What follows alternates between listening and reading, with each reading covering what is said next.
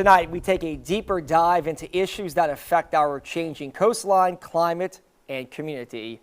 The Mississippi River Gulf Outlet was a controversial channel that was ultimately blamed for the deadly flooding of the lower Ninth Ward back in 2005 following Hurricane Katrina. And Travers, it also presented some disastrous consequences to our natural wetlands as part of our initiative Forecasting Our Future.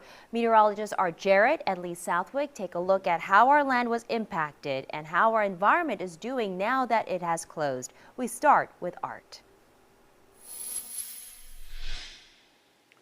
Well, the Mississippi River Gulf Outlet, completed in 1968 and closed to marine travel in 2009. Its purpose, a 76-mile shipping channel shortcut from the Mississippi River to the Gulf of Mexico, hence the nickname Mr. Go. Well, it was dredged to a width of about 500 to 650 feet, but Mr. Go exposed some 31 miles of Louisiana wetlands to open salt water. By 2005, constant erosion had widened the bank channels about a half a mile, which caused a greater intrusion of salt water, devastating freshwater forests of trees, and of course, acres of plant life in the brackish wetlands, our natural storm barriers.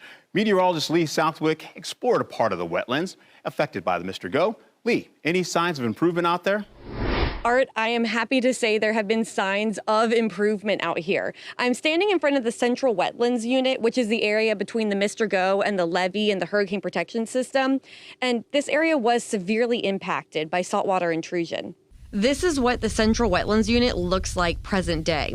But before the Mr. Go existed, this area used to be a canopy of trees, 50 to 60 feet tall. Now it's mostly just a graveyard of dead tupelo and cypress. But environmental nonprofits like the Coalition to Restore Coastal Louisiana and Pontchartrain Conservancy are working to change that. Now that the Mr. Go has closed, salinity levels are returning to normal, so these organizations are able to plant native trees and grasses and see them thrive.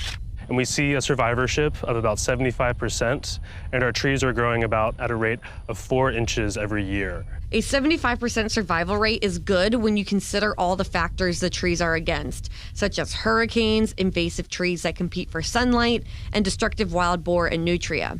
At 5 years old, these planted trees will start to drop their seeds, and the forest will grow from there. We expect it to return close to what it used to be, so we believe we can reforest Central Wetlands Unit.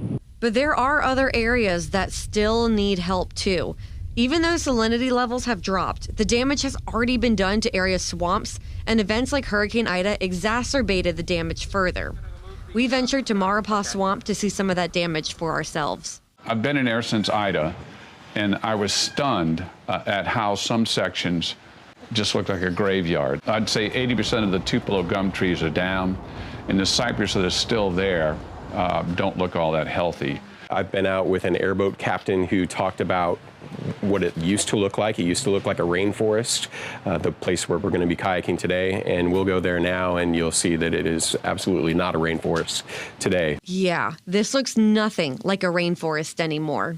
If you look behind me, it's very bare. Believe it or not, this used to be a thick forest, but now the trees are very sparse, they're thin. That's because this area is unhealthy, and it may eventually become an open marsh.